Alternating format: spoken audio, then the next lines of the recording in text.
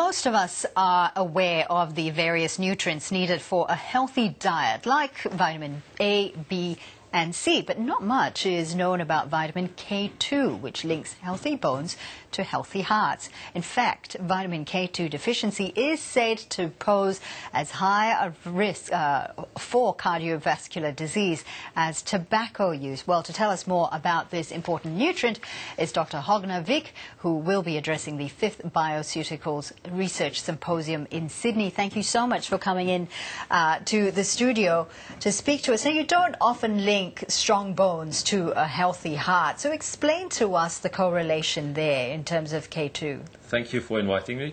What I will say is that vitamin K2 is in this linkage because that vitamin is important for how the body will take care of the calcium part. So vitamin K2 is mandatory, so we have enough calcium in our bone and also don't store it in the arteries. But don't store it in the arteries. But, you know, whenever you think of calcium, you think, well, it needs to be strong. Your bones are strong. Don't your arteries have to be soft? That's true. But when we start up in life, we get a certain amount of calcium in our diet. And in order to use that the right way, then we need K2. And the problem is that in previous diets, it was a lot of fermented food. That means cheeses, fermented fish, fermented meat. And then we got enough. But no, it's too little. So that is why we have problem with this. And K2 is important that we make a special protein called osteocalcin to make calcium be placed in the bone. And also another protein that is important, what I say, to polish the arteries, so it will not be calcium there. So we need it both places. How widespread is the deficiency of K2? That is the big secret, that most of us are deficient. When we have made investigations, we see that around 90% of the Western population are deficient. So when I grew up, together with my grandfather, he always took me as his oldest grandchild to say, okay, Hogna, sit down, and now we will have one piece of bread with this special cheese on. And that was extremely tasty cheese, very fermented, and when you are a boy, you just say yes to grandfather. But when we have changed, nobody is eating these things anymore. So that is why we need to have supplement, because we don't get enough in the food. All right, so before we get to how we actually try to supplement our diet with K2, explain to us the symptoms. How do you know if you are deficient in K2? Now, that is also a difficult thing, because normally when you grow up, you feel you have strong bones.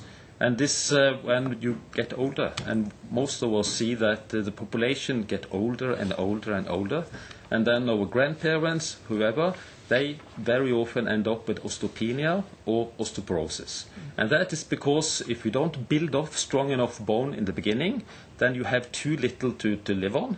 And then when you get older, especially for women after the menstruation has stopped, and also for men when they are 40, 50, then you decline in bone density, and then you silently observe that, oh, here I had a fraction. And then we see the number of fractions are increasing tremendously.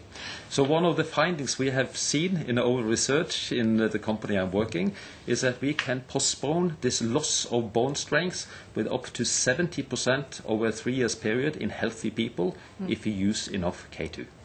Right, okay. So is that a case of perhaps eating more fermented cheese, which for me is not a problem because I love cheese? Yeah, but you see, then you need to have around 1 kilogram fermented cheese every day. And that may be a little too much, even for me.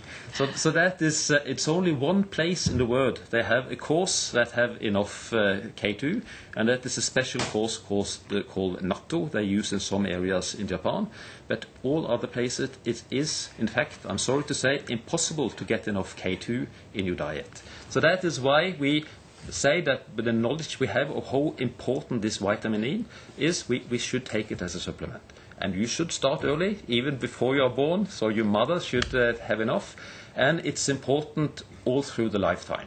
So this is not something we can take in a short peak and then stop. If we would like to have healthy bones and healthy arteries, we should use it very, very long until we die. And that may be a very long time from now. So start as soon as you can. Dr. Hogna Vik, thank you so much for speaking to us. Thank you very much.